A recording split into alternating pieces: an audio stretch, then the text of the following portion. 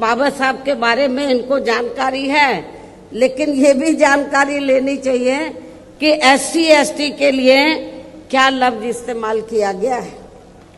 क्योंकि मुझे याद है सन 1977 में जब मैं वकालत की पढ़ाई कर रही थी, LLB फर्स्ट ईयर की स्टूडेंट थी, दिल्ली यूनिवर्सिटी से पढ़ रही थी।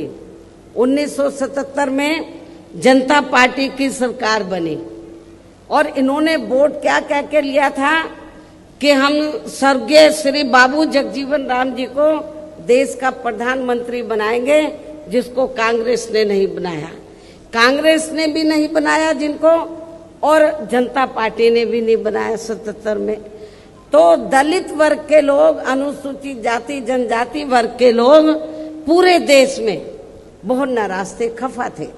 तो उस समय उन्होंने दिल्ली में एक 3 दिन का जाति तोड़ो सम्मेलन रखा और उसमें ऑल इंडिया की तरफ से, तो यूथ की तरफ से, नौजवानों की तरफ से मुझे उन्होंने इनवाइट किया बोलने के लिए। और जब मैं उस सम्मेलन में बोलने के लिए गई तो वहां पर जितने भी जनता पार्टी के नेता थे तो वो बार बार हरिजन हरिजन इस्तेमाल कर रहे थे। तो मैंने उनको कहा कि एक तरफ तो आप जाति तोड़ने की बात कर रहे हैं और दूसरी तरफ आप हरिजन कह रहे हैं।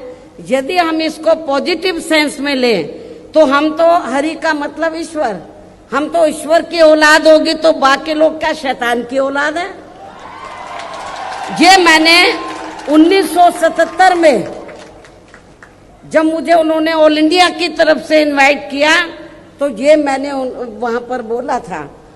तो उधर ही जो जनता पार्टी के जो नेतागण लोग थे उन्होंने माफी मांगी और कहा कि, मैंने बोला कि आपको सरकार संविधान से चलती है और संविधान के हिसाब से आप लोगों को जो वीकर सेक्शन के लोग हैं तो उनको अनुसूचित जाति जनजाति और अन्य पिछड़ा वर्ग बोलना चाहिए, तो ये ज्यादा बेहतर होगा। उनको रियलाइज करना पड़ा और ये कहना पड़ा कि बहन जी जो बोल रही है वो सही बोल रही है।